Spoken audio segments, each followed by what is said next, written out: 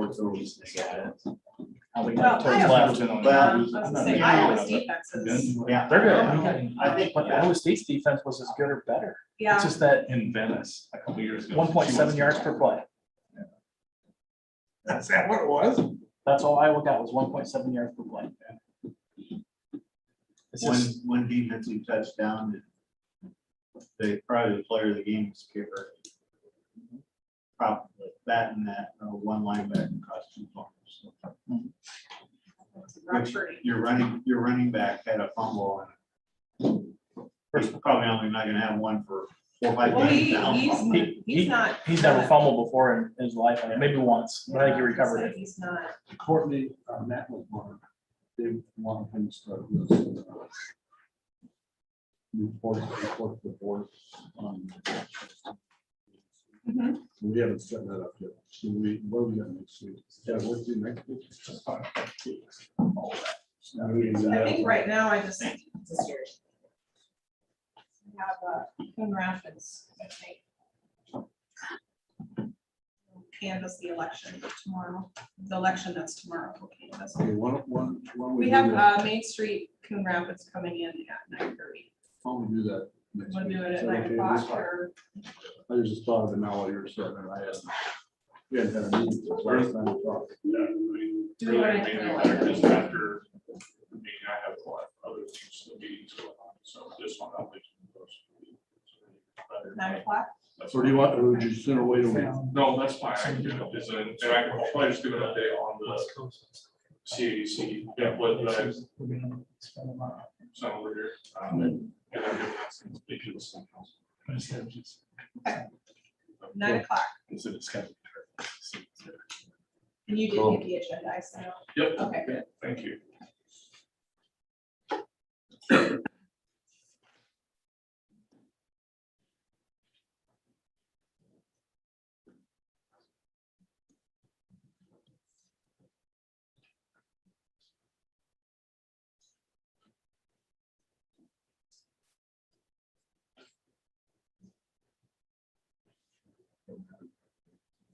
You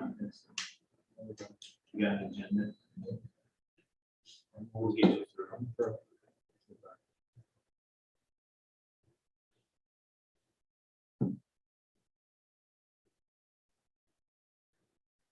You mess with these last minute emails from the department heads that are on. So, Oh, They're in the mailbox this morning. I got it right here. I just got it. I still didn't. Well, there's another email too. Uh, Did you get that one? What's that? One from Art? No, actually. 11:33 last night. Was it? Okay, I see it first. Yeah, I got that.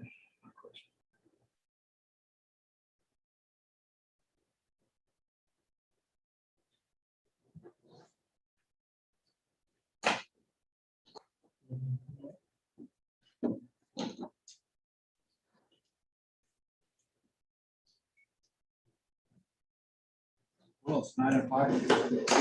Join me in the pledge allegiance. Pledge allegiance to the flag of the United States of America and to the republic for which it stands, one nation, under God, indivisible, with liberty and justice for all.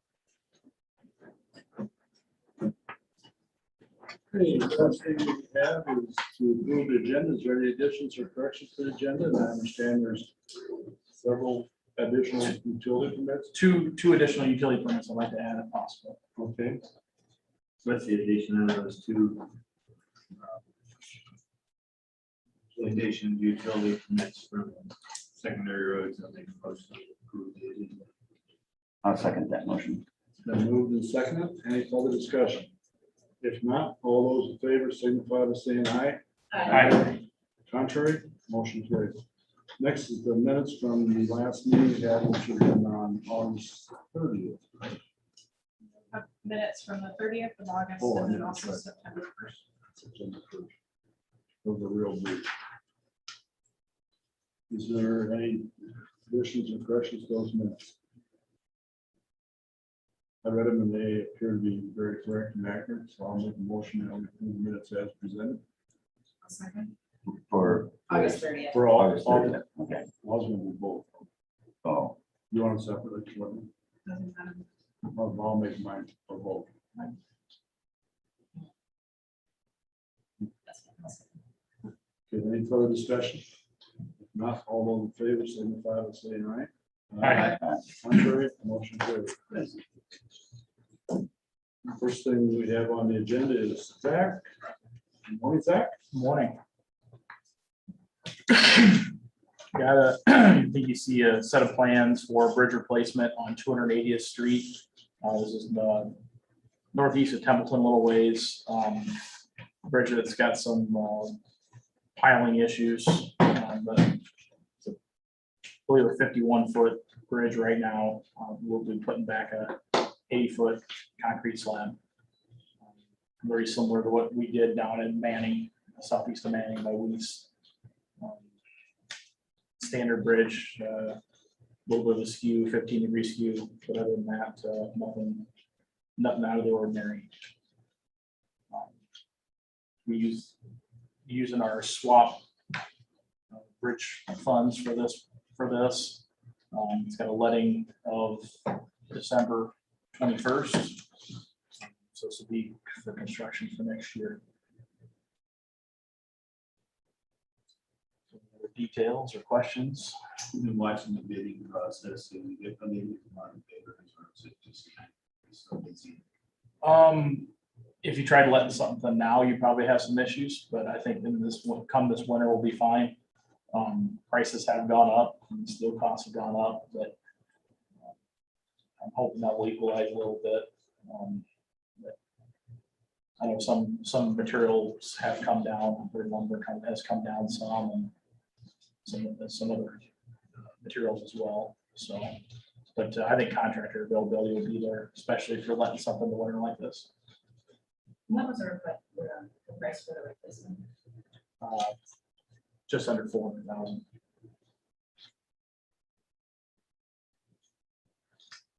well, the construction About $390,000. season has been very favorable. I mean, getting a lot done They are. this year. Whether the way it is. The only question I have, and I think I answered this for the landowner that's adjacent is the box culvert will not work here because of the The amount of, drainage area. correct. The amount of drainage going through there is too large for a box. We looked at that. And I said there's a point where you get to a certain point where the box becomes higher price to the. Yeah, I mean, I don't know what you have to have it. I mean, I don't even know if triple box, a big box will work or not, but then you have right of way concerns as well, which we're not planning on doing any additional right of way for this bridge, so. That's kind of what I told them, so I thought I'd make sure I was correct. with what I said. And it will be our normal standard 30-foot wide bridge, so we'll be wider, much wider than the current one.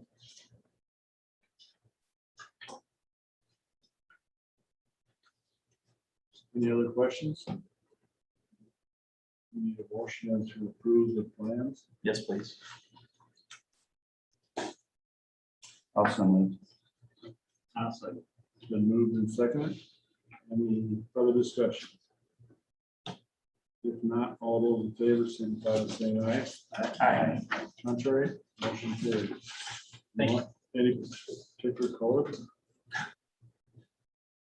Contrast, blue is fine. Black's not as good. Yeah, blue.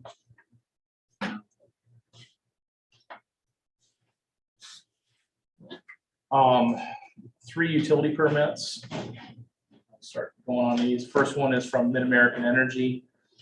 They're looking to respan, repole 200th Street from Falcon to Ivy. So this would be old 30.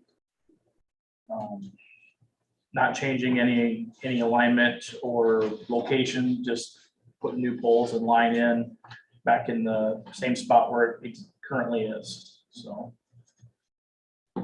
And this is what, 3 miles? 3 miles, correct? Any questions on that utility permit? If not, all those, their motion to approve that utility permit. Second. It's been moved and second to approve the utility permit. Any further discussion? Not all those in favor, signify by saying aye. Aye. Motion carried. Okay.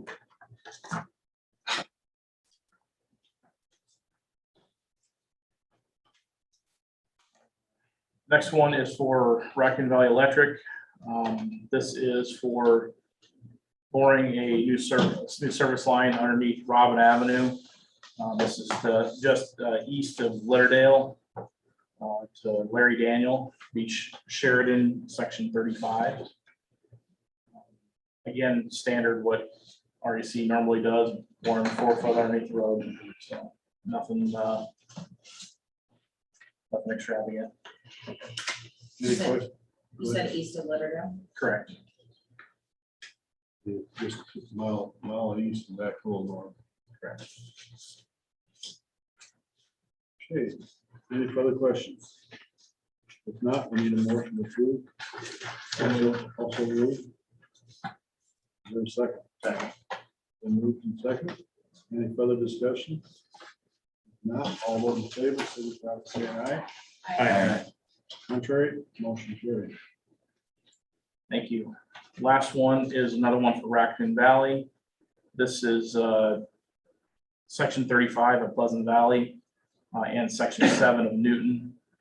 This is extending some power to the west from the intersection of Robin Avenue and 280th Street, along 280th Street, down close to the bridge, actually, getting power to a well down there. So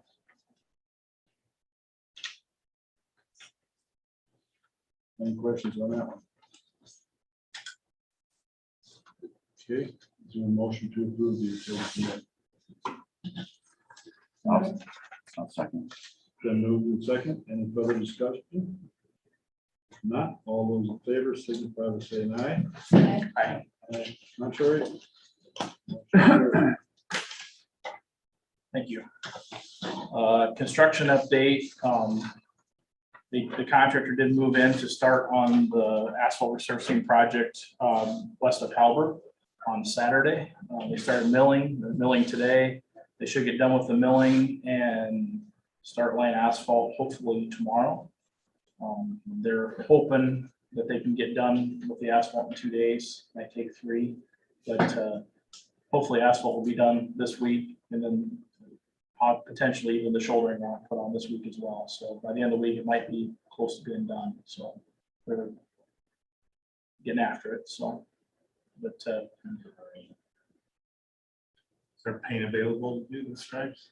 I think so. I haven't heard anything, any issues with that as of yet. So we'll find something.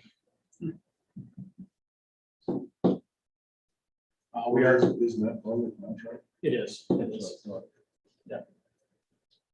I think most contractors have held back enough paint to do the jobs they need to for the most part. I can't remember who even has the paint for on this one, but I don't expect it to be a problem. Then our crew is up in Lanesboro, still working on shouldering southeast town, working on that project as well. So they've made it all the way to the east. Now they're headed back west on the north side of the road. So that's about all I got. Any other questions for Zach? Hiring updates?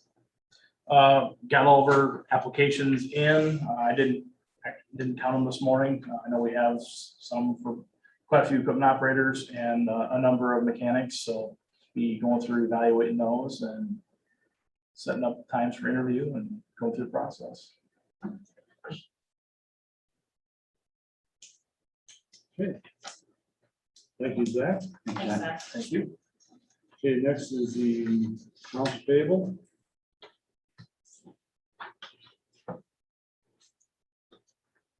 Any questions on accounts payable?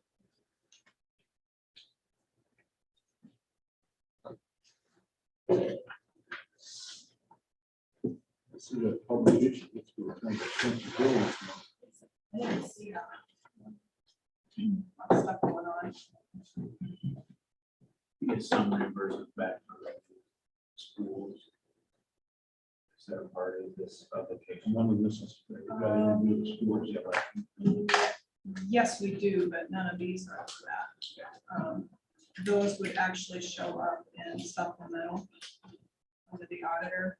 You can see there's one there for Coon Enterprise for $328. That will be paid by the school. They'll pay that back to us. The other publication, what we did to save manning some costs is Shelby County published a notice that included all the counties, so kind of a joint notice. That way they don't pay for a notice from every county. So you won't see any publication from us for manning, but they did pay Coons.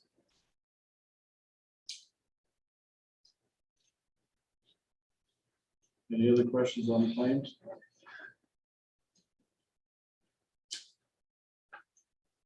If not, we're in order for a motion to approve them. Make a motion for the Second that motion. Okay, it's been moved and seconded to approve the tables. Any further discussion? If not, all those in favor signify by saying aye. Aye. Contrary, motion carried. Okay.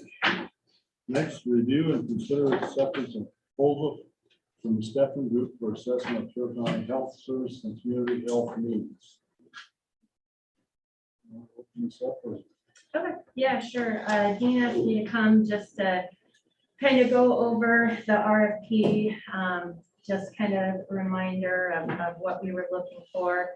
When we talked about this, I think back in July, the biggest thing was the need for the review of all county health services.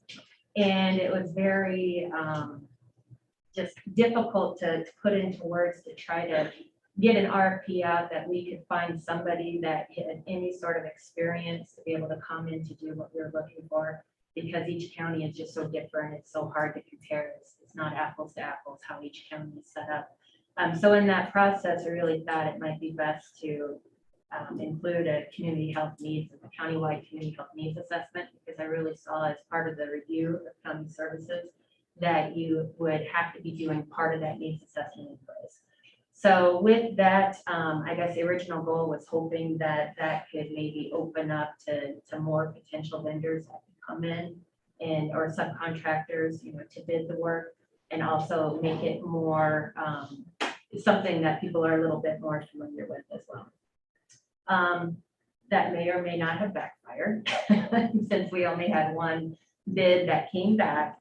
But the bid that did come back obviously has a lot of positives with it, and obviously two glaring negatives, being that it was the only one and then the cost of the bid. But just to go through a little bit, I just wanted to point out that the portions of this bid, it exceeded my expectations for the level of experience that this organization has, the understanding of public health, and really the focus nationally of where public health is headed with the redesign and more emphasis on health equity and social determinants and bringing in non-traditional partners to the table.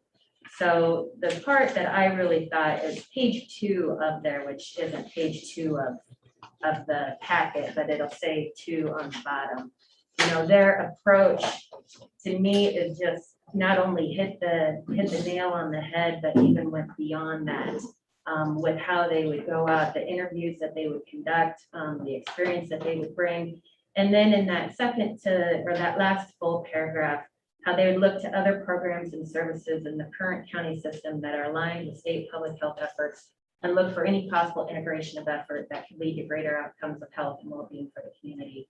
And this could be alignment, child welfare, juvenile service, or juvenile justice, low-income assistance programs, other programs. And I thought that really hit perfectly with the conversation that we had, where questions were, could you integrate Veterans Affairs? How does this impact mental health? So I think there's a lot of positive with that approach, that we can have somebody with expertise that can come in and really look at a lot of different areas to give recommendations for how this could be, better collaboration, efficiency down the road. In my experience, I kind of thought in my head that a review alone would probably be about 25 to 30,000. And then a needs assessment usually for one of what they are proposing in here, to be able to do the focus groups along with the survey development, all of that data analysis. That typically what I see is about 45,000. So, there is some cost savings that, with combining that in together. But obviously that price tag is probably more than we were expecting. But again, the level of detail and research that would go into it is not something that locally any volunteer or to be able to dump that onto a county employee either. That would be pretty difficult. So just those were just kind of my thoughts with it. If you had any questions on here, but obviously I know that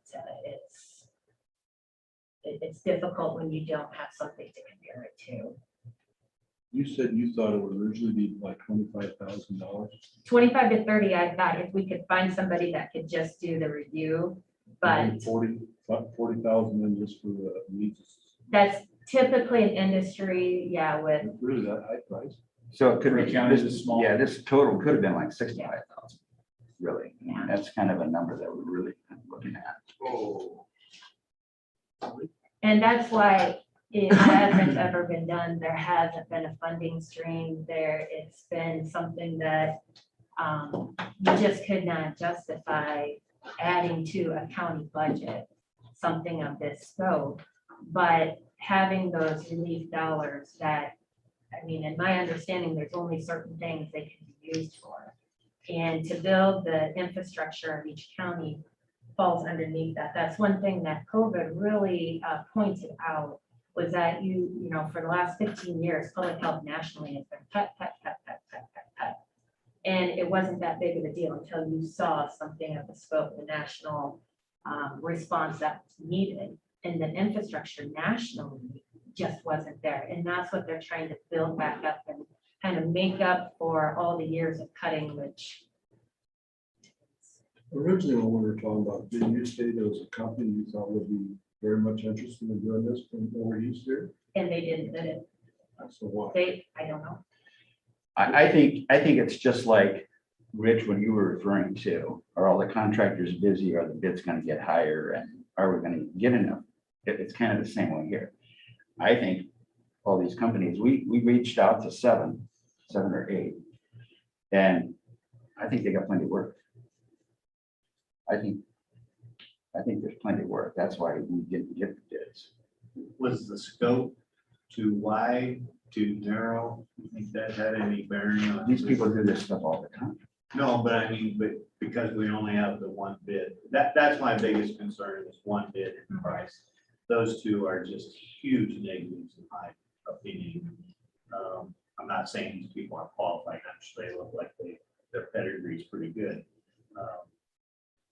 I just to spend taxpayer money like that, I'm a little nervous about stepping over that threshold because of the one bid.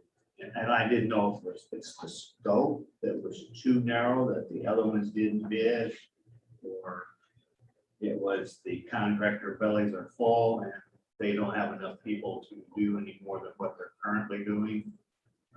Maybe it's timing, as maybe we're in the wrong window of timing here also. I don't know whether spring, winter would change that. I don't know.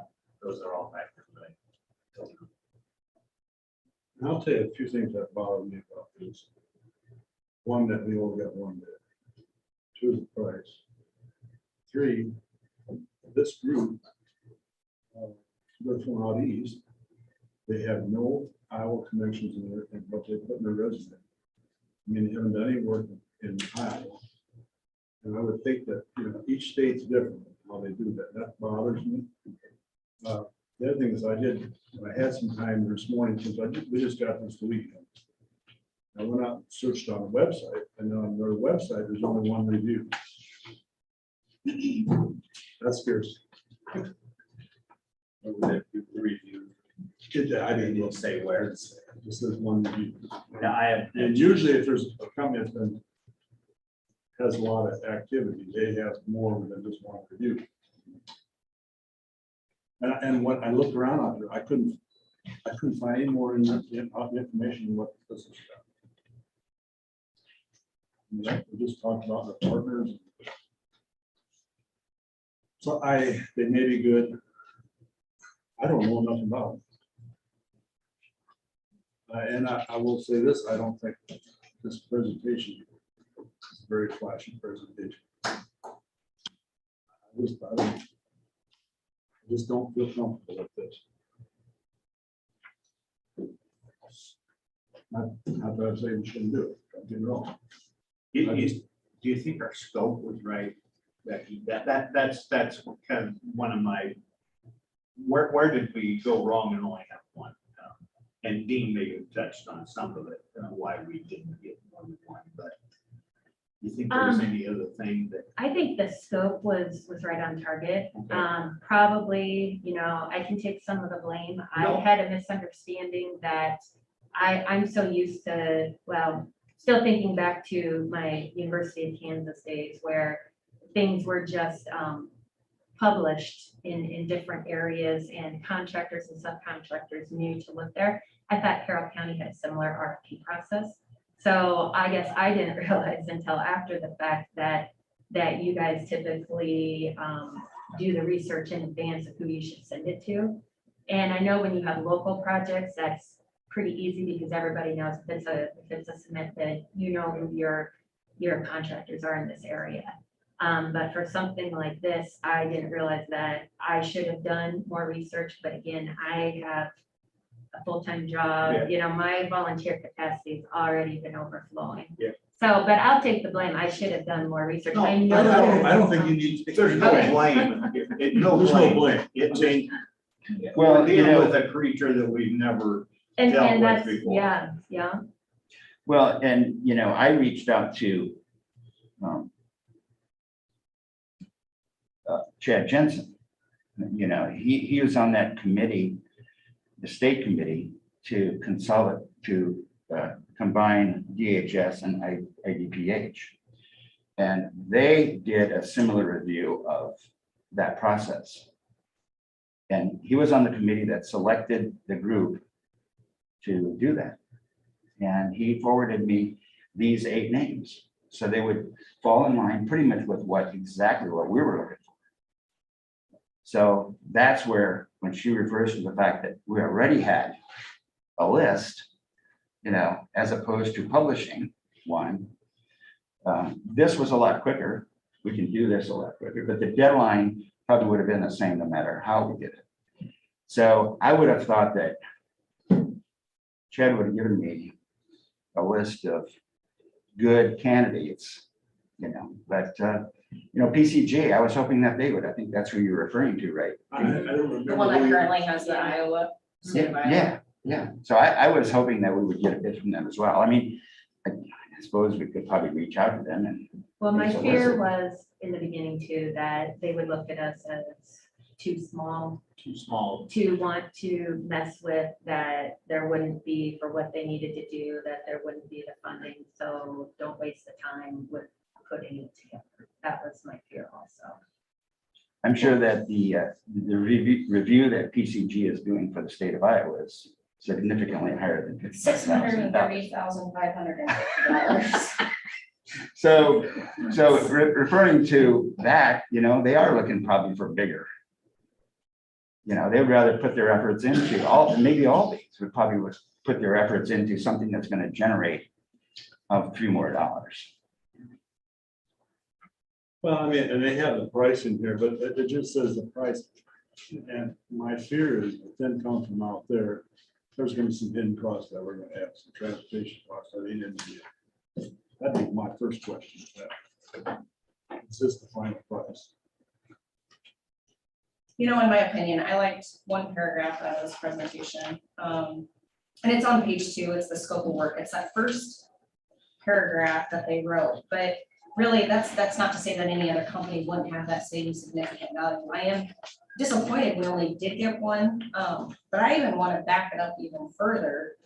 And maybe this is a mistake on my part, not understanding maybe fully why we're doing this.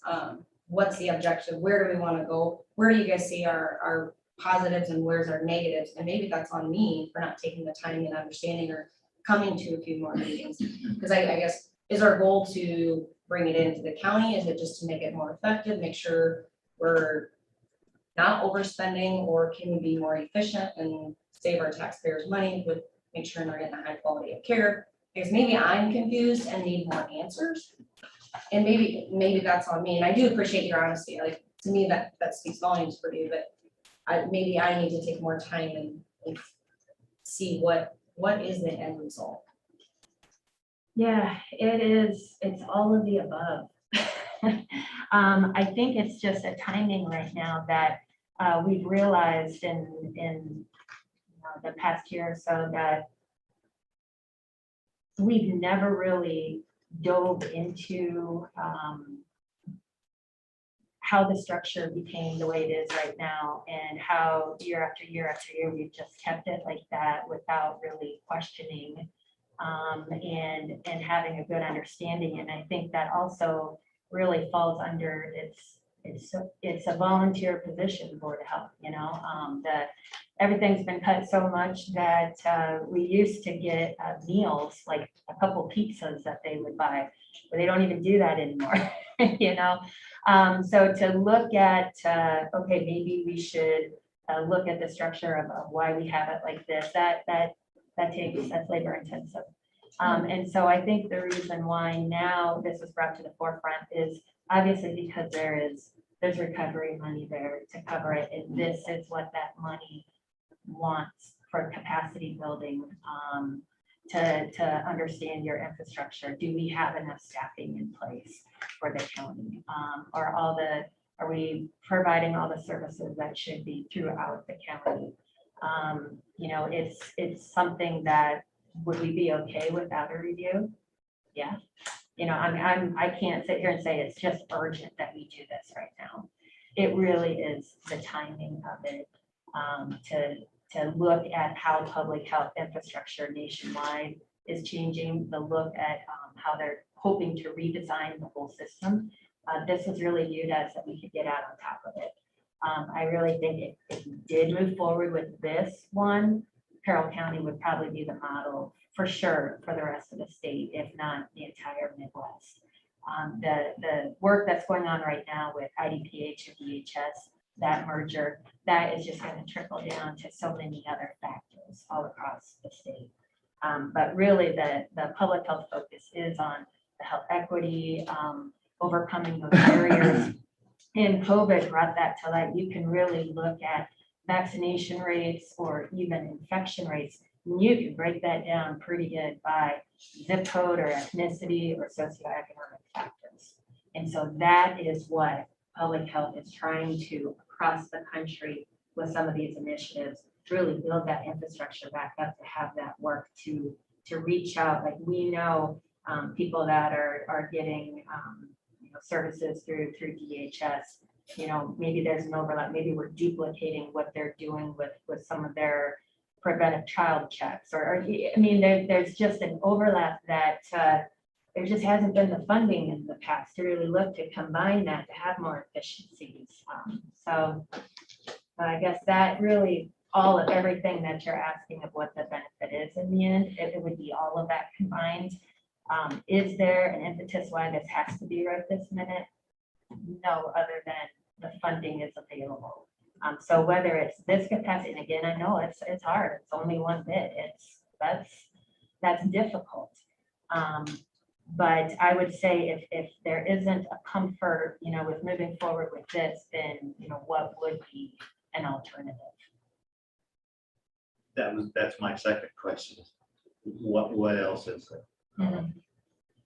In some of this proposal we had, as I read some of it basically Friday, but the Iowa workforce is part of this, about finding jobs for people that, and that's going through such a transition right now that I'm not sure if they know what direction they're headed. And then we jump over to the mental health side where we're in such a large region.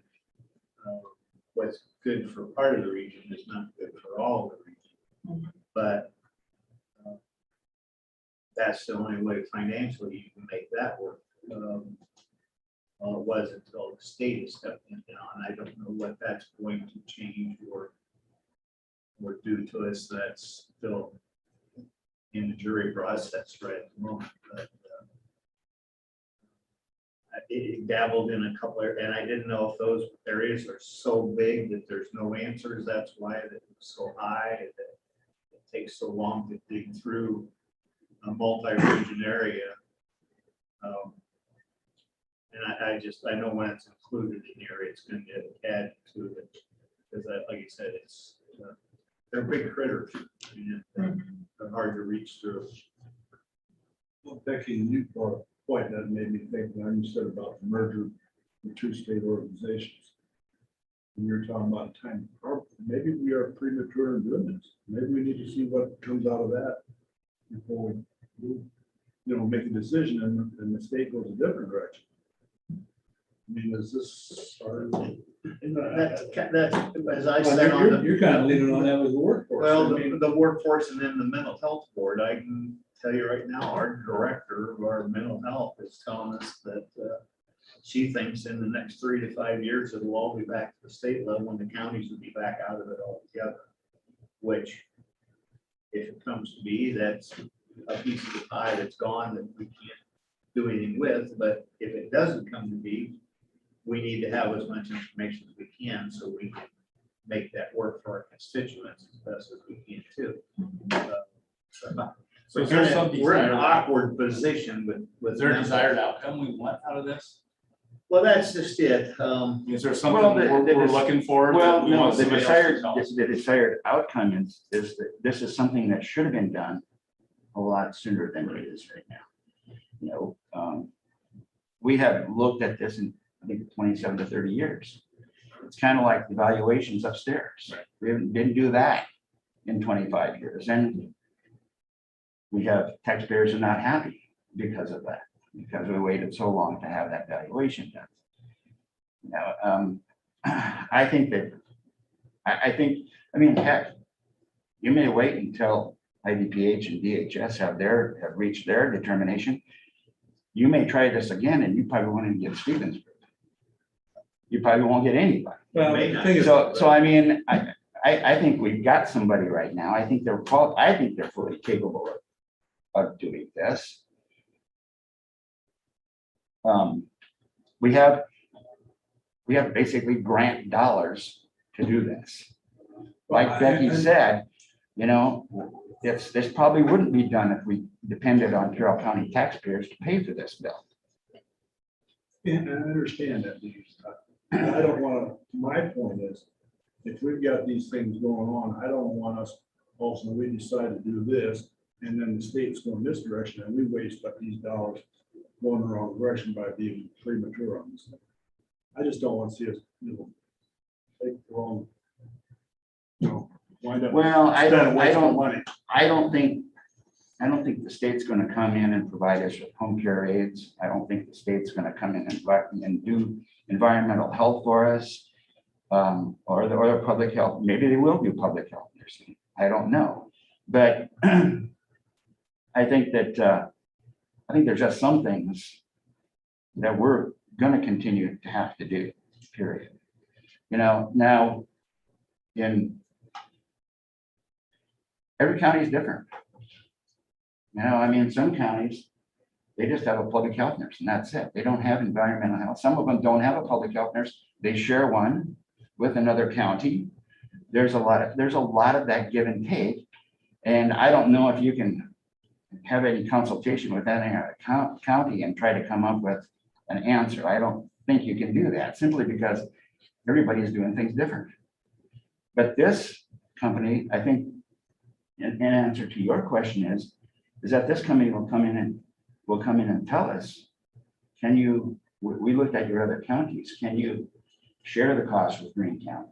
Can you share the cost with Sac County and do something like that? So I think there's options that we cannot arrive at by ourselves. We just can't do that. And we have an opportunity right now to have it funded and to go that direction, to find out what hopefully the answer is. I'm not against doing this. I just don't feel comfortable with only one bid and then put it out there. I don't know nothing. Well, I mean, PCG is from Boston. Mhm. They are from Boston. So, And honestly, I I looked mean- up a couple other ones too, like Acumen, Buck. None of them were Iowa based, and I tried finding an Iowa based there isn't company. any. Not to say, I mean, my recommendation is we reach out to maybe that public consulting PCG. group and see if they're interested, since they're doing the Iowa stuff already.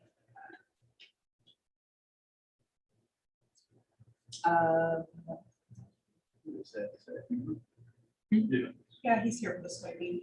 Oh, John, did you want to say something? Yeah, if you don't mind, and I'm Sure. John Munson, I'm the CFO.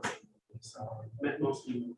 I just kind of want to go over really quickly what St. Anthony has done and from the cost standpoint. We have done a community health needs assessment in the past, and really doing St. Anthony's cost, and we didn't pass that on to taxpayers. And we're planning to do it again this next summer. So everything you guys do on that regard will be a cost that you otherwise would. I will say, we get roughly $67,000 a year. This bill alone is almost that, just for the review. If it does go in-house, I guarantee it's gonna cost taxpayers a lot more. We subsidize up to $100,000 on the process per year. We feel it's our mission. It's important for the county public health to be very good. I think we've done an excellent job over the last 2 decades. I do think the more you dive into this and you look at other counties, you're going to see a huge gap for what it's costing really this county. You mentioned Green County, they're upwards of $250,000 a year to handle their public health. What you're going to see if you move on with this process and it does go in-house, it's going to be significantly higher. You're going to lose, obviously, St. Anthony's resources to be able to surge. Vaccine clinics is a great example. We had all hands on deck throughout the entire process, not just nursing staff, but nursing staff, other doctors, McFarland chipped in. Those types of things, I think, are going to be somewhat lost if you bring this in-house and make it more of a county or bureaucratic type. Yeah, well, we're not to that point yet, John. Totally. That's what this is supposed to do. Absolutely, It's supposed to give us some direction. And I just want to point out that the 67,000 is a significant bargain for the county right now. And there's no way this is going to come back with something that's going to cost the taxpayers less. So, I mean, as a financial officer of St. Anthony, this is not a good deal for us from a financial standpoint, but we see it as a mission. If you move on and you go different routes, it's going to be significantly higher cost to your taxpayers. We don't know that. I will, without certainty, or definite certainty, it will cost more than $67,000 a year.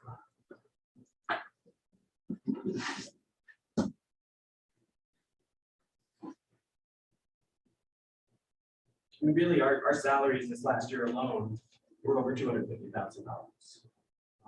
And that's with COVID and extra hours. We didn't charge the county anything additional during that process. We had to come back and ask for to completely absorb that. $67,000 would do wonders. And that probably wouldn't cover benefits. I need to talk to you, John, about some of how the accounting is going as far as the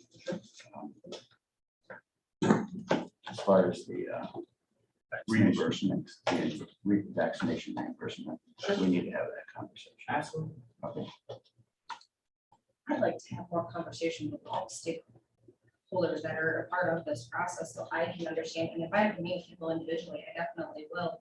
But I want to know a better, clear understanding of why we're doing this before I can vote on this. And I would like to see at least another 1 or 2 more RFPs, and I'm not against doing this. I agree. I think it's great to have accountability, but I can't go forward with this.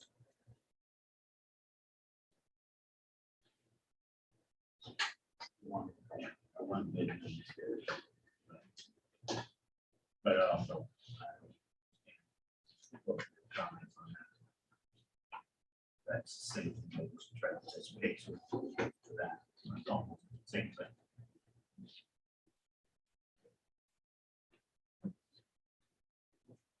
So what your desires? You wanna, yeah, and I appreciate the work you've done on this bit. And don't take us wrong, but you're not to blame.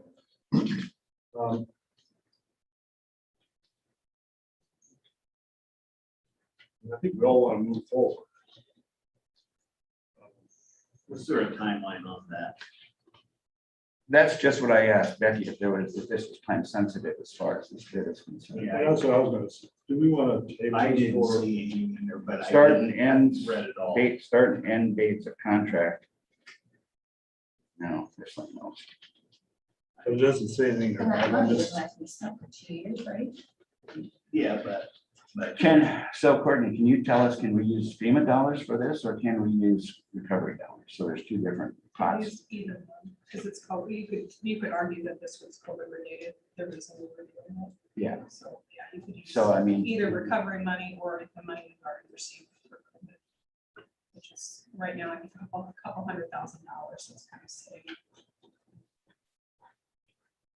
If there's not a time sensitive on this quote, can we table this and see, maybe you want to reach out to the other company and see why they didn't bid or?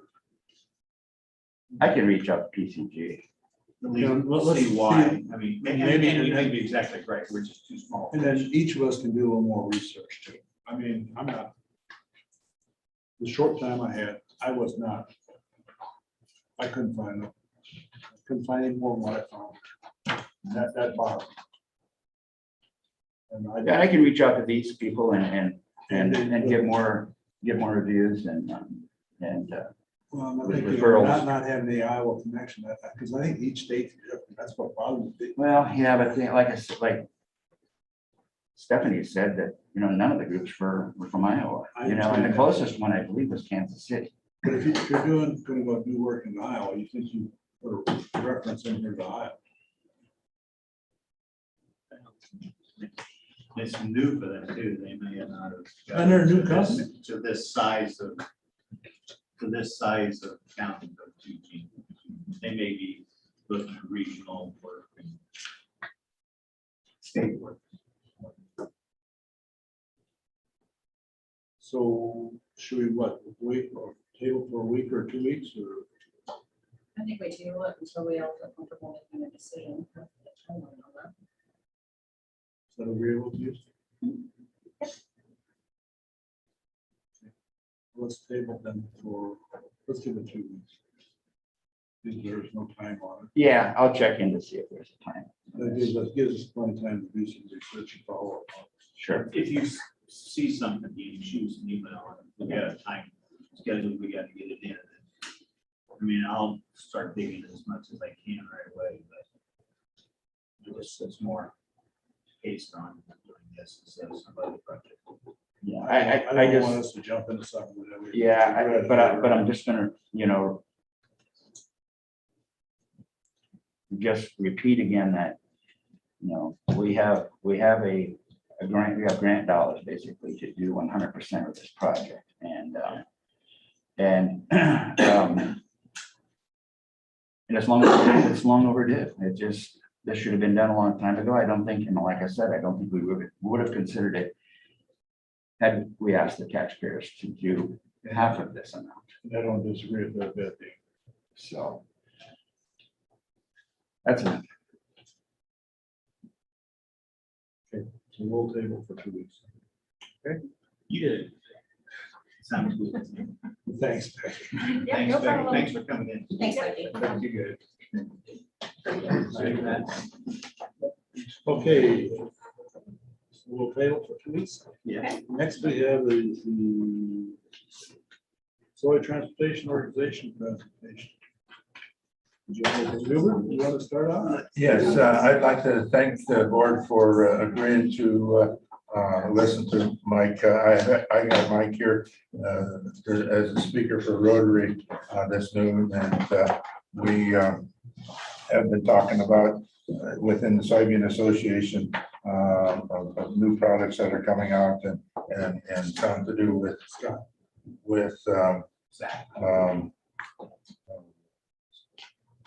roads and bridges and that kind of stuff. And so with that, I'm going to introduce Mike Steenhoek, and he'll tell you about everything. Well, everyone, thanks for taking the time. Thanks for what you do, by the way. I know it's often a thankless job. So my hope today that this is the part of your agenda that's the easiest.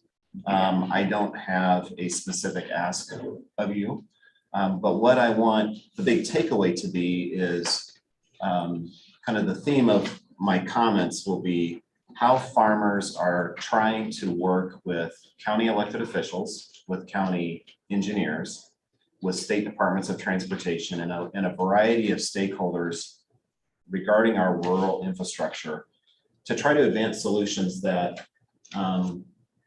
actually extend the taxpayer dollar further, being able to promote better stewardship.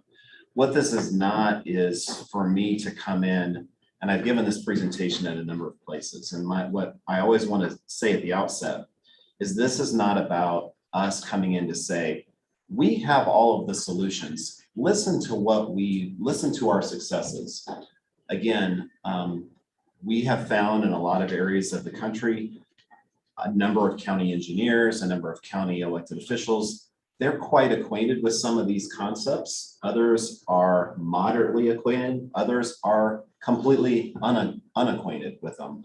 But again, this is something that we just want to keep promoting, these kind of concepts, these kind of initiatives, because my theory is as much as we want to have additional revenue and resources directed toward rural America, rural infrastructure from the federal government, from the state government, from local government, I advocate for that all the time. My hypothesis is that if we put all of our hopes and dreams on government riding in on a white horse, writing a sufficient check to address all of our transportation needs, we're going to be a very disappointed group of people. We can't just be focusing on the revenue side of the equation and addressing our transportation challenges. We also need to focus on the cost side of the equation. So that's something that we always want to have to be a big part of what we do, and a really big emphasis point. Really quickly about the organization. So my office is based in the Iowa Soybean Association building in Ankeny. But the funding comes from the Iowa Soybean Association and 12 other state soybean boards. So I'm accountable to a group of farmers from throughout the country. So you've got the organizations listed. So really wherever soybeans are significantly grown, whether it's the Illinois Soybean Association, North Dakota Soybean Council, the Ohio Soybean Council, all of these states, they decided a number of years ago that transportation is such an important issue for soybean farmers. All of the things planted and grown in the United States, soybeans are the #1 agricultural export. So because of that, these soybean farmer organizations, they made the conclusion that, boy, we can get supply right, we can grow a lot of soybeans, we can have demand right, we can have people from China and all these other countries around the world demand what US soybean farmers produce, but if we don't get transportation right, we're not going to be a profitable enterprise. And one of the things that I learned prior to assuming this role, my background is actually in public policy. I used to work for Senator Grassley for 8 years. And one of my big takeaways from working on Capitol Hill, I was in Washington, DC, and then also in his Des Moines office, is that there very much is a urban bias that infects a lot of our debates in Washington, DC. You ask a lot of lawmakers, not only DC based, but also in places like Des Moines, Iowa, where they should know better. You ask the question, do we have transportation problems in this country? And they always say yes. The follow-up question is, how is that transportation challenge evident to you? Give me an example. And they often talk about urban congestion, long commute times. Have you ever driven the Beltway in Washington, DC? Those kind of things. They don't often talk about the challenges of moving freight in this country, particularly that originates in rural America. So because of that, the importance of the issue, because of the fact that rural interests were not being sufficiently addressed, the decision was made to create the Soy Transportation Coalition. And so again, but I'm accountable to, kind of all of these areas of the country, but again, I'm originally from Iowa, based in the Iowa Soybean Association building. Three things particularly initiatives I wanted just to visit with you about. And again, the goal of today, again, I'm not asking for anything specific. The goal of today is for these things just to be on your radar screen more. So when we're talking about how to maintain and improve the rural infrastructure in Carroll County, your mind will go to these type of things if it's not already doing that. This is not the Encyclopedia Britannica of all good, initiatives in a toolbox. There are other ones, but these are ones I just wanted to have on your radar screen.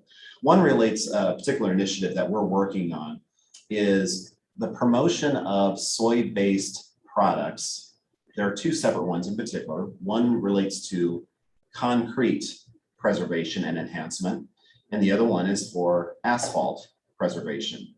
And as we know, some of the big dangers for both asphalt and concrete is this whole phenomenon of water seeping into cracks or salt seeping into cracks. And then you throw in which, salt has a degrading impact on both. And then you throw in places like where you have cold weather in the winter and a freeze and thaw cycle, and all of a sudden you're seeing evidence of decay and degradation. So, but there are a couple of products that are overwhelmingly bio-based, 80+%, getting close to 90% soybean oil. You apply it onto both concrete. The concrete sealant is called Pore Shield, and it was something that was developed at Purdue University. I worked with the Iowa Department of Transportation to examine it, and it was approved by the DOT for use in the state of Iowa. We have had some demonstration projects within the state, and its successful utilization. So environmentally sustainable, so it's 93% bio-based. You don't have to use personal protective equipment to apply it. It extends the life of the concrete 5 to 9 times. One application lasts 10 years. And it also provides an additional marketing opportunity for soybean farmers. So that's clearly something that that's beneficial to our industry. One of the manufacturers of this product happens to be an Iowa-based company based in Cedar Rapids with their manufacturing in Brooklyn, Iowa, called Natural Soy Products.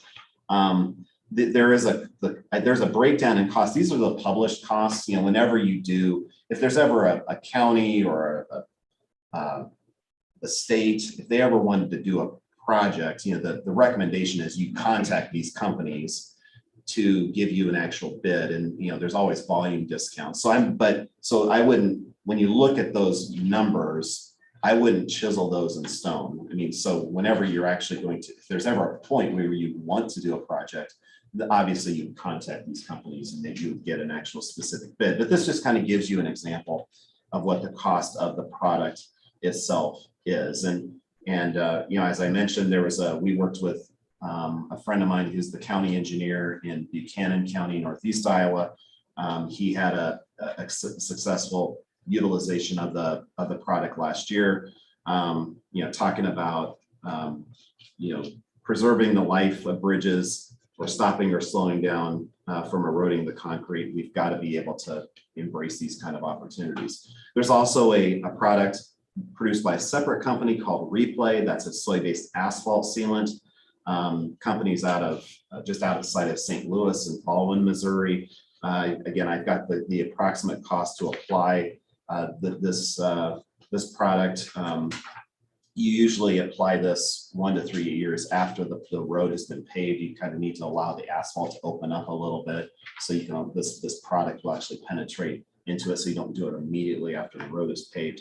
But again, we're trying to find ways. Both of these products, they check some pretty, in my opinion, some pretty compelling boxes. Box number one is we've got to do more with less. We've got to extend we've got to practice better stewardship. We've got to extend the life of the asset itself. That's box number one.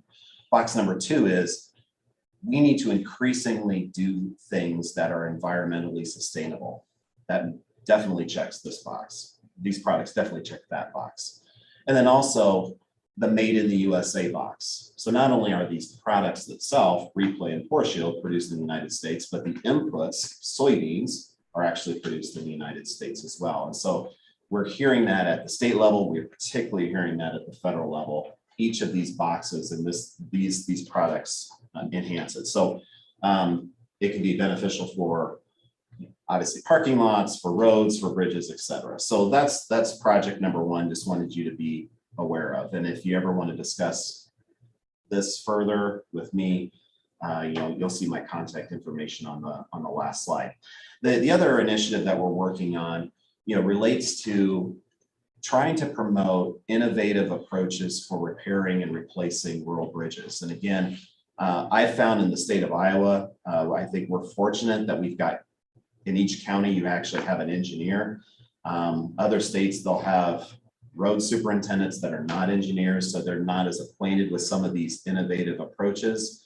I found in Iowa, there's more of an understanding and awareness of them. But again, you find in a lot of places, just because you've got a great idea over here, doesn't mean it's being practiced over here.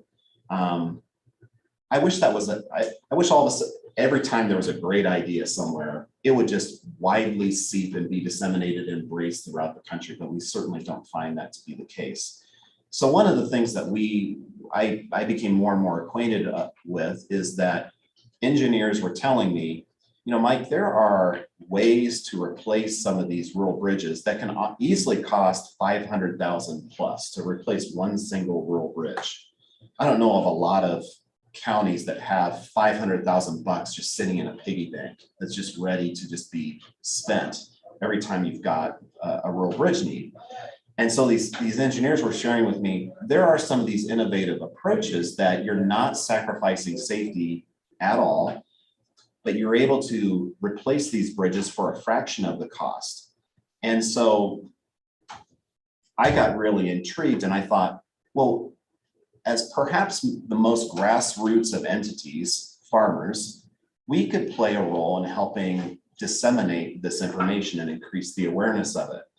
One of the things that I like to share is that, the dilemma related to rural infrastructure is that the area of the country where the need is the greatest also happens to be the area of the country where resources are the most limited, rural America. And so you've got all of these bridges that are in need of replacement and repair, but yet the resources are very limited. And so again, the question is, so is our response to that, we just pin our hopes on government providing more money? Do you close or restrict these bridges? Sometimes that's necessary. We certainly acknowledge that. Or do you find occasions where you can maybe stretch the taxpayer dollar even further? And some areas of the country have done that quite well, but I found other areas of the country where this awareness is quite limited. So what we ended up doing is we assembled a group of 13 engineers from throughout the country, one bridge engineer from each of the 13 soy transportation coalition states. And the goal of those 13 engineers, and some of them were county engineers, some of them were at universities, some of them were DOT officials, some of them were from private engineering firms.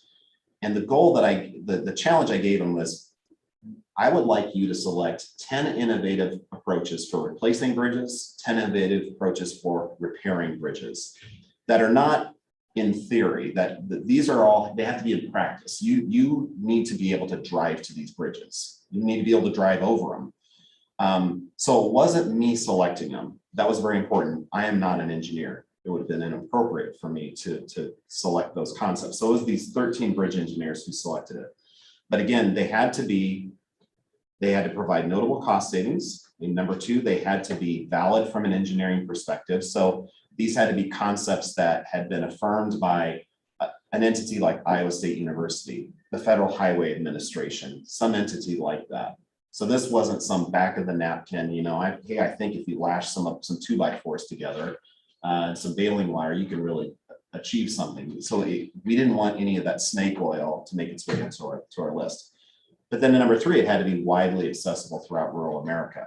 So the next slide, you'll see the list of folks who, the 13 bridge engineers, again, I referenced, my friend from Buchanan County, who was one of the principal analysts. He's the former president of the National Association of County Engineers. He participated, but as you can see, the rest of those, you'll see a very good wide cross section of thought leaders in this space.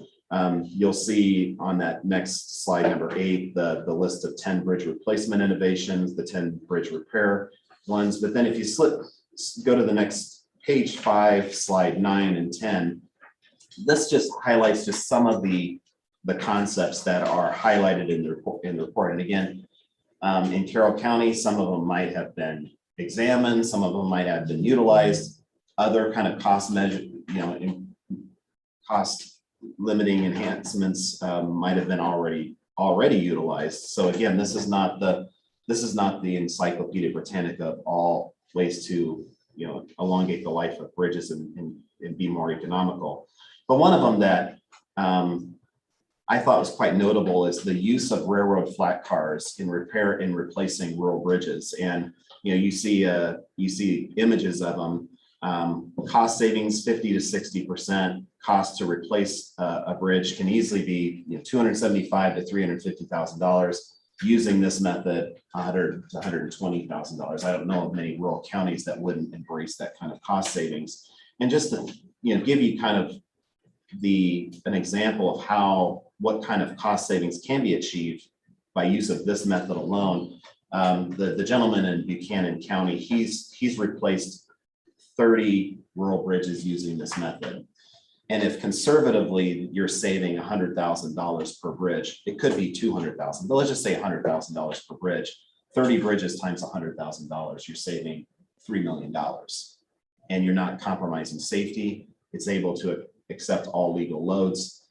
This has been affirmed by credible engineering entities. There's a link to the Iowa State University Bridge Engineering Center research that looks into it. So that's just one particular concept. Another one just to highlight is you're seeing a number of, particularly in counties in Iowa, make use of what's called vibratory H-piling drivers. So this is the way that you actually drive piling into the ground.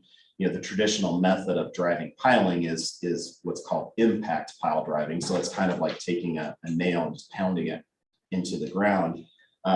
This particular device, you attach this vibratory hammer to an excavator. You see an image of it, and it basically vibrates the piling into the ground. And those who I've visited with who have used this method have just real accolades to share. So, the testimonials I've received is, Mike, if I want to drive 10 piling into the ground via that more traditional method, that's going to cost me $25,000 to $40,000 to do that. So to drive 10 piling using this, it's costing me $2,000, a 90% cost savings.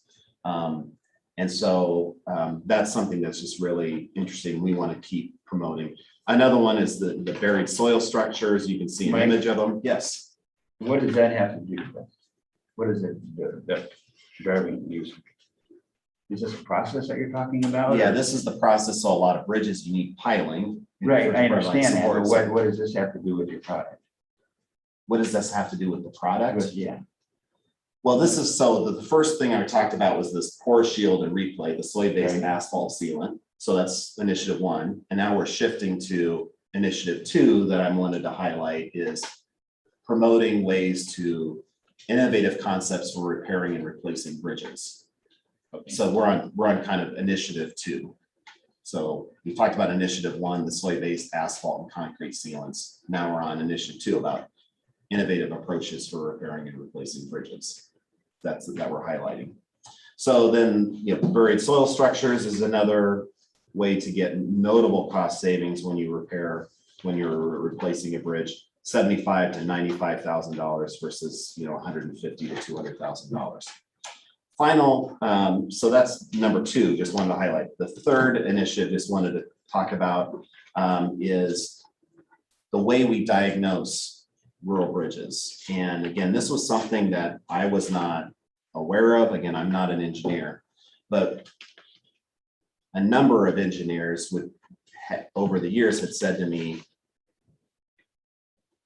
the way we evaluate bridges in this country is primarily a visual inspection approach. And that has served the American people well. We don't have bridges collapsing left and right. We have a safe system. You'll never hear me say that we have an unsafe system. But what was impressed upon me is, Mike, the problem is sometimes that visual inspection, you can have some subjectivity into it because it's just you're doing a visual inspection, you're running some theoretical calculations, and then you arrive at what the bridge condition is. And wouldn't it be better if you use some technology that is available to actually attach to the bridge, you run test loads over it, and then you get some additional data to really amplify what the true condition of the bridge is. So we've provided a grant program to promote the use of bridge testing technology. And that slide 16 on page 8 highlights a project that we did in Southeast Iowa last year in Van Buren County, where 3 bridges were tested. Bridge number 1 had a load restriction of 25 tons. They were able to safely increase it to no load limits. Bridge number 2 had a 7-ton load restriction. They were able to increase it to 17 tons. Bridge number 3, 11-ton load restriction. They were able to increase it to 24 tons. You see a testimonial from the county engineer that says, hey, we can't compromise on safety, but this process has allowed us to provide greater access to the taxpayers. And for the counties, it can be beneficial too, because the testimonials that I've received is you've got, sometimes you've done an assessment and you think that we need to replace bridges 1, 2, 3, 4, and 5.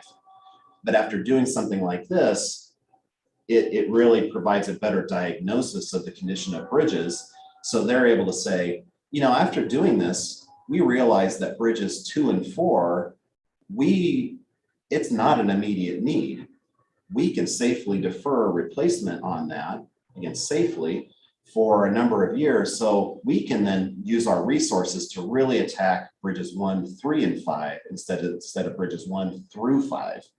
And if you're Bill Gates and you have that kind of money, who really cares? But if you're a rural county where you're trying to make every single dollar stretch as far as possible, these kind of initiatives can really be helpful to you. So that's all I really wanted to share with you. Again, I don't have a specific ask. This is something that we're trying to share throughout the country, that farmers are really trying to work with counties to promote these kind of cost savings initiatives. And we want to work with rural counties in promoting these type of things so that, when we're thinking about replacing bridges, the mind goes to these kind of initiatives. So any questions, comments? This Pore Shield and the slate, replay, that slate-based asphalt. County probably uses a different mixture of salt or different ratio or way to apply it. Does these kind of fit in with liquid and granular salt process? I mean, I think probably to do your own county a real good test base, you probably should do miles of one and a few miles of the other and watch and see. But if you've done the research, I mean, it's kind of quite helpful. Yeah. And the replay is not, it's been around for a while. I mean, they've got, but again, you find a lot of people aren't aware of it. So that's where we can step in, we think, and try to help amplify the awareness of it. They've got representatives that account for a number of states. I just worked with a county a couple of weeks ago in Ohio. They applied the replay. We did another one in Missouri a couple months ago. So it's just continuing to happen. And so both those products, the Pore Shield and the replay. So Pore Shield and Replay, are they byproducts of that soybean production? Yeah, so you've got the, when you process soybeans, as you know, you've got the soybean meal, which is used for animal feed, and you've got the soybean oil that can be used for anything from biodiesel to cooking oil, et cetera, mayonnaise production. And so then you use that soybean oil, and that's what is actually used to ultimately produce the Pore Shield and the Replay. Okay, so then that drives the question for me is, anytime you put oil on a road, it becomes slick. Right, yeah, and that's part of the testing that they've done, that it's fully absorbed into it. They've actually found that actually traction is actually improved. So you gotta let it cure and seep in, but yeah. But slick, but as far as traction or slick, making it go slicker, it has not done that. So is it like what percentage of soybean oil is it? Yeah, the Pore Shield is 93% and the Replay is 88%. So it's, it's something if it gets, if it gets into the groundwater or whatever, it's not like one of those petroleum-based products where you might have a problem. And, there's images of both getting applied and, these are guys that are just spraying it on. They don't have any personal protective equipment. You could put it behind a truck and then spray it that way, kind of like a sprayer, behind that farm implement. But then you can also just have a big tank and you just have a hand sprayer and just spray it on. I guess first I want to say thank you for coming and presenting, and I do appreciate seeing the other initiatives too, thinking outside of the box. I like that. And then the one quote you had said was counties trying to stretch the dollar as far as you can, because you are right, we don't have an ample amount of money like Bill Gates. Do you have some counties around contiguous that you guys have applied this, or some applications in the state of Iowa that this has been done? For the Pore Shield and the Replay, I don't. Trying to think of Replay. I know it's been done, but I don't know specific counties. Again, for contiguous to Carroll for the Pore Shield, because Pore Shield is newer. Replay's been around for quite a while. Pore Shield was just approved by the Iowa DOT last summer. So the only one I know in Iowa is this Buchanan County. That's northeast, so that's just east of Waterloo. We are going to do a project as soon as they get the green light for the road in Monona County, but as far as contiguous to Carroll, no. Does the Iowa DOT, do they utilize this? They haven't yet. Again, they just approved it. They're very interested in it. They accelerated the testing of it, so they give it the thumbs up. I don't know of any state road projects that have received it yet, but it's still quite new. Yeah, if you got any questions? We actually used Pore Shield on when we. Oh, you have? Well, Okay. we repaired our salt bunker. The walls are approximately 20 years old, precast Okay. concrete walls. And we used a different product to repair it. And then we sprayed the entire wall section all the way around with Pore Shield. Okay. As a hope to try to deter that salt from deteriorating those concrete walls. So How's that work so far? we just did it this spring. Oh, you did? Okay. This And did spring. you work with natural soy products on We that? did. Okay. Yep. And I talked with Brian about it a little bit as well. Oh, good. Okay. That's kind of right. Barrier on a wall. Yep, it was, we used it wasn't a concrete patch, it was a different kind of patch that didn't use, it was a phosphate-based patching material that we used first to patch the holes. And then got a hold of natural soy through Brian and found out this would be a good product to use to try to deter that salt. The costs we got it for was less what was in here, like Mike has spoken about. It'd be interesting to see how well it works. Yeah. The one thing with that is it's in a controlled environment. There's no sun, there's no traffic, there's no weather. There's salt against it, obviously, but there's no other outside elements. So High concentrations. And here's Very where, one of the kind of the things that make this product compelling, but again, this is a non-engineer, non-chemist explaining it. But you know, when you have a wound to your skin, all of a sudden that provides a gateway to infection.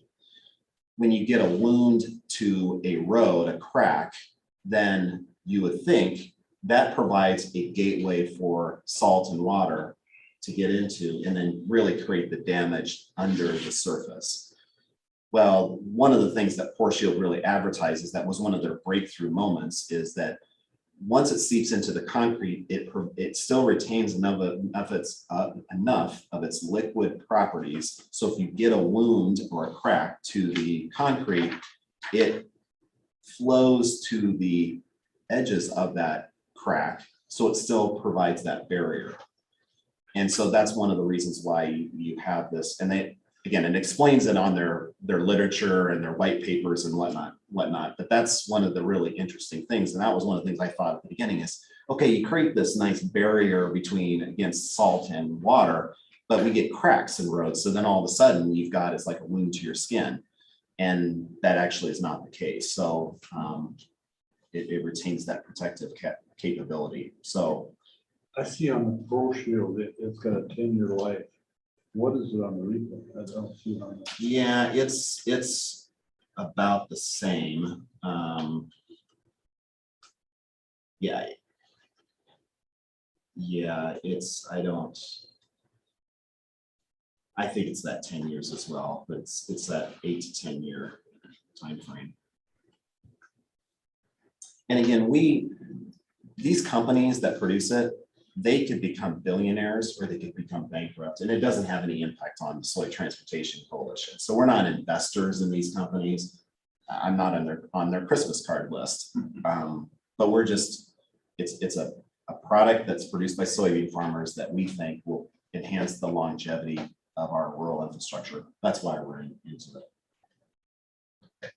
Using the railroad bridge, railroad farms has been a big thing up there for many years. Even more than Yeah. So, well, any other questions?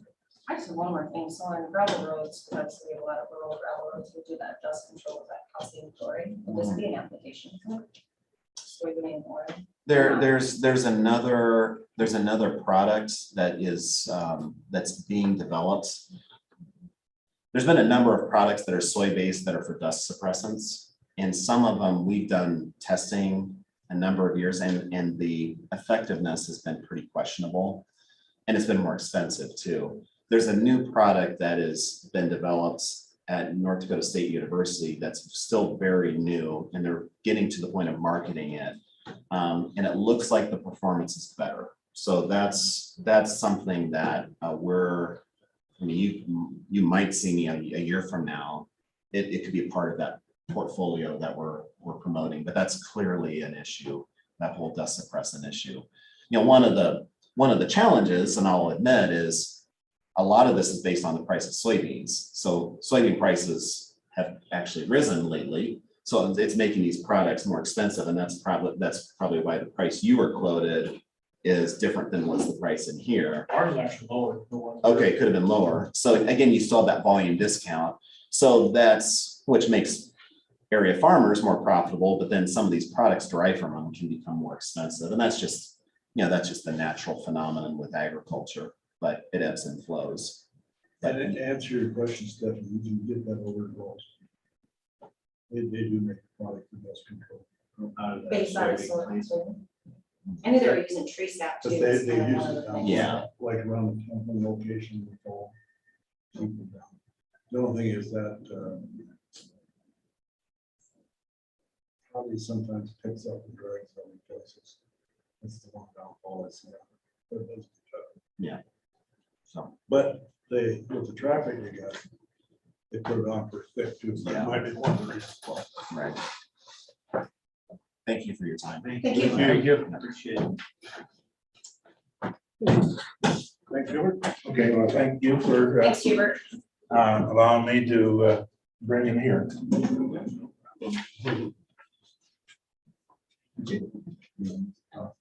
Sure. Okay, next we have approval of plats. I think we have two of them, Yes. and they are both acreages.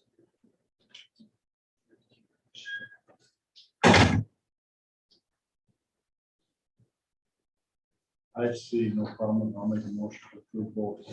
I'll second that motion. Been moved in second. Any further discussion? If not, all those in favor, signify by saying aye. I, Contrary, motion carried. Next we have is the National Voter Registration Month Proclamation, and that was in our email there, so it's a pretty well straightforward proclamation.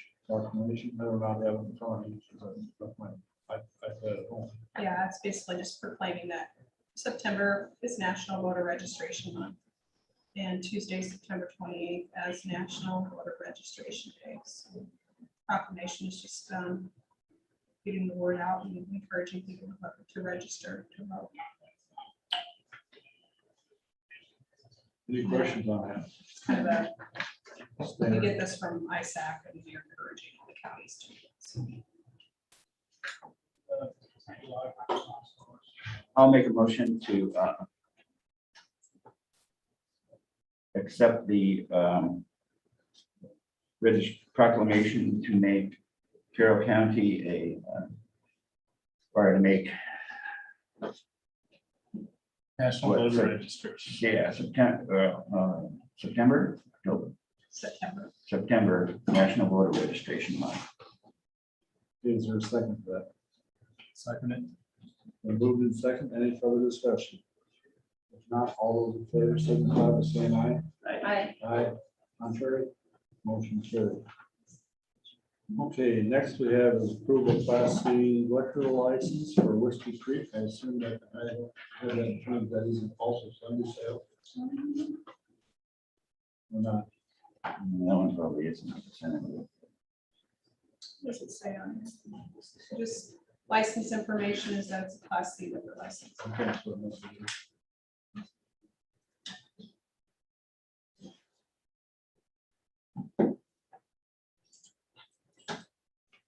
I'll move to approve the liquor license. Second. Class C. It's been seconded. Any further discussion? If not, all those in favor, signify by saying aye. Aye. Contrary, motion carried. Next, we have the Newer Management Annual Updates. First, we have is Dennis Reesberg, Section 19 of Roselle Township, no changes. Grant 4, Section 4 of Jasper Township, no changes. Town and Finishing Site, Section 7, Whitney Township, no changes. Jeff Schoen, Section 1 of Pleasant Valley Township, no changes. MT Port, Section 27, Nice Township, no changes. Cornerstone Partnership, Section 12, Richland Township, no changes.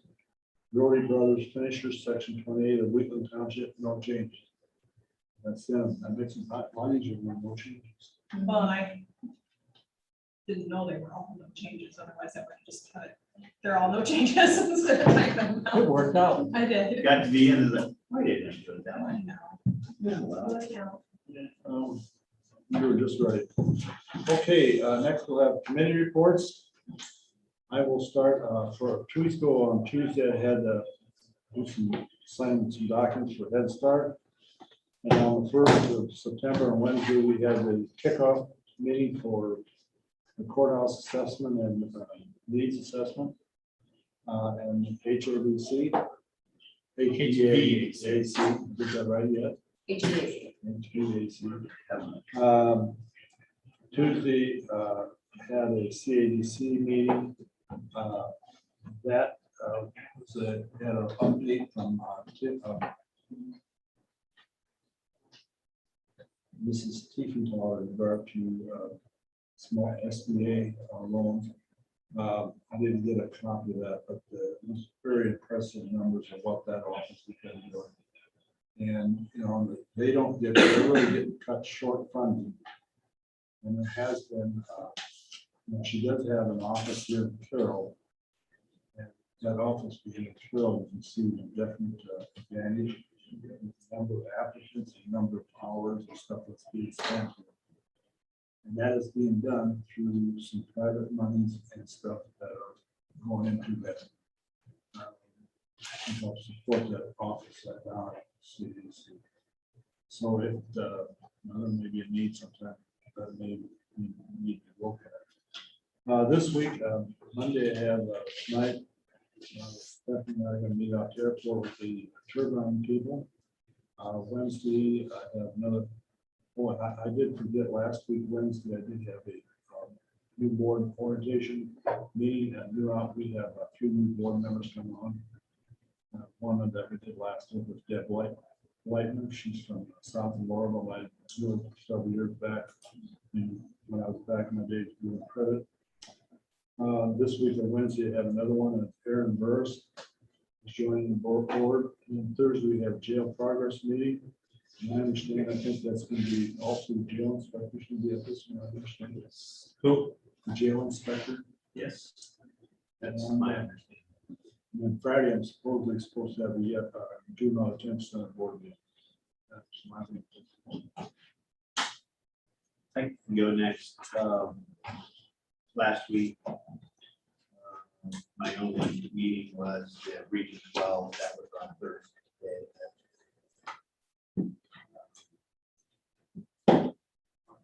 And one of the highlights of the first meeting, there was actually 3 meetings that day for all 2 Region 12. First meeting was the Development Corp. They approved 2 different loans, one for a Stewart appliance, Stewart, Iowa, and one for Slim. They will be taking over the Indian Chinese restaurant here in Carroll. And those were both EDA3 loans. The next thing was the executive board. Wasn't a whole lot there in that one. Everything was pretty stable. We went through some news analysis for the upcoming year with the counties, the cities, and the correct term right off the top of my head, the people that they just associate members. There we go. That's the right way to look at that.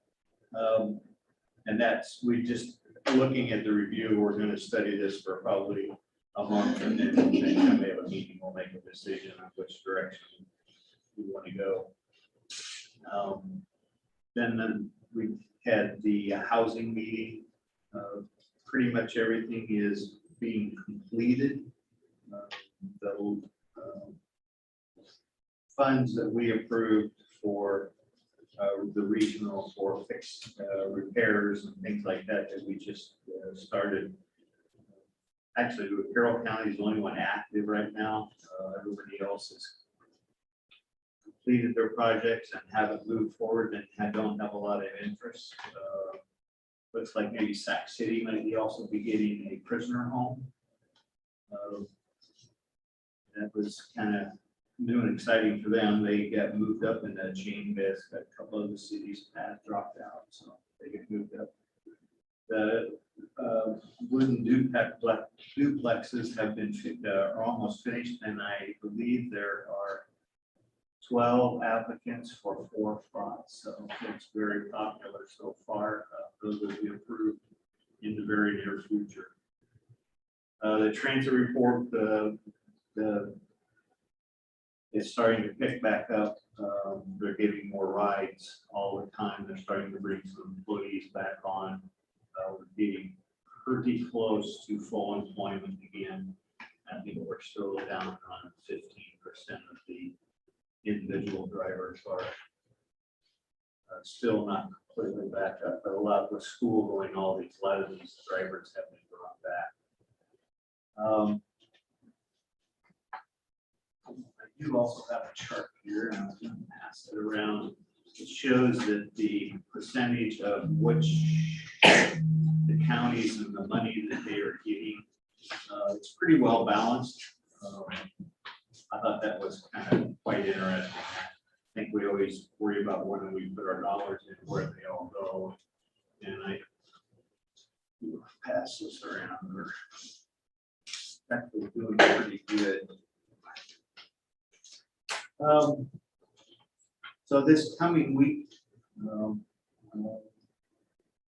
I have tomorrow, I have to go to Des Moines for the mental health transition. Yes, I hopefully it's more than 45-minute meeting. It's scheduled for 2 hours, so I'm hoping I'm not driving down for a 45-minute meeting again. So I have that at the jail meeting on Thursday. And that is it for me this coming week. Rich, on those Glidden duplex, are those rental units? Is that what they are? Are they They selling? are low to moderate income housing. Yes, rentals. Those are rentals. Okay. Yes. So they're, okay. Yeah, and like I said, the applicants were way more than what we have, but we'll see about how they qualify. So the city's gonna rent those? Yes. Is it an economic group or is it the city? I think it's the economic group of the city that has the control over that. But yeah, I was happy about the chart, the way the money is flowing out to the different counties. I think the next housing thing we're trying to get Audubon to step forward a little bit. They're getting a little bit behind, so we're going to try to shove some money down to them. I think the next, if there's no questions. Gene had mentioned the merge, we had SCH last on the first. That was my only official meeting. And check some phone calls and emails throughout the week on different issues. This upcoming week, today I have the newspaper and radio, the ISAC legislative meeting that Rich is going to attend and dealing with mental health. They may buzz in for a little while, but via Zoom. And then tonight I have the airport meeting with the Scout Clean Energy. Thursday we have I'm going next. September 1st, I was the same SCH kickoff meeting.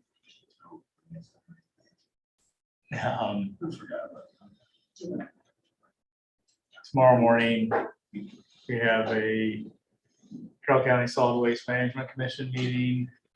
Thursday, we have our jail meeting. And Friday is the second district judicial meeting in Mason City. And we're supposed to be touring the AG Clark Residential Center, and that has been postponed due to COVID. So I think I might be zooming into that meeting on Friday instead of driving to Mason City. That's all. Okay, on September 1st, I joined in on the SEH County Special Needs Assessment Kickoff Meeting with everyone else.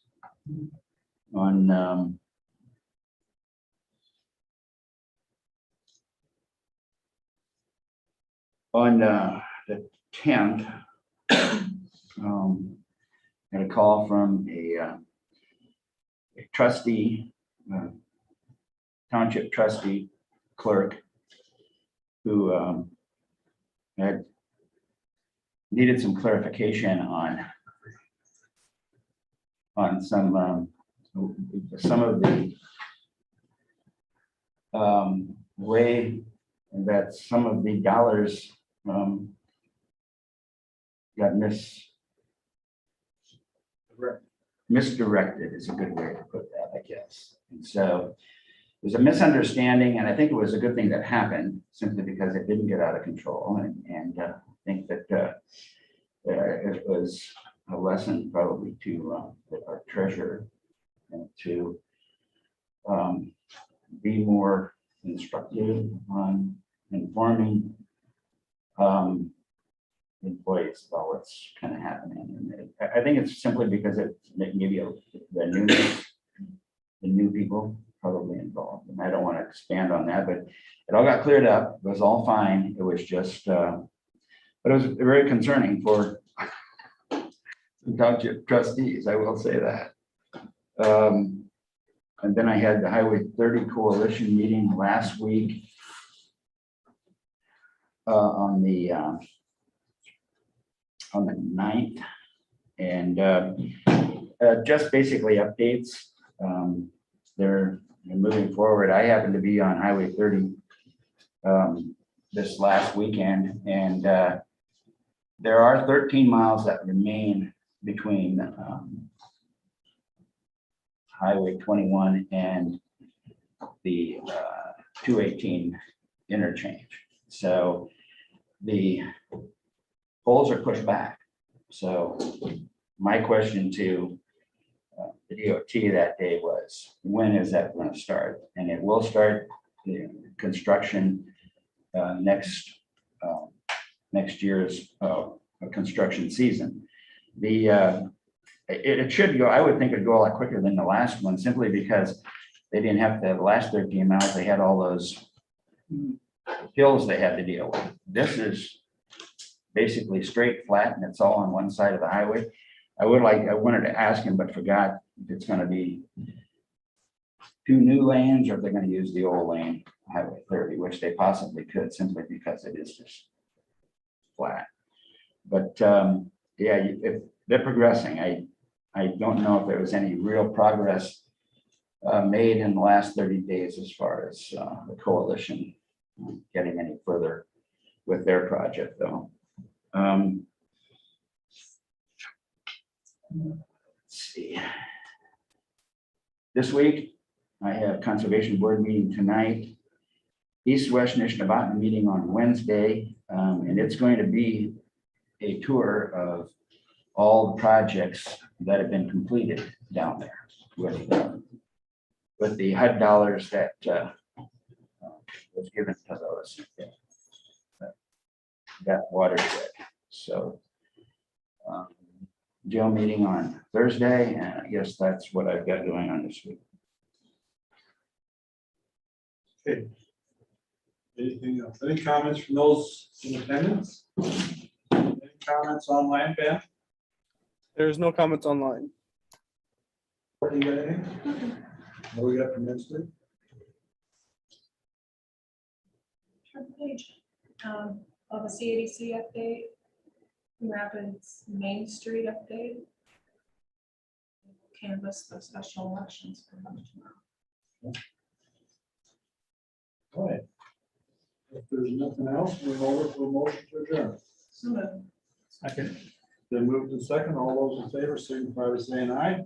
Aye. Contrary, motion carried. Thank you.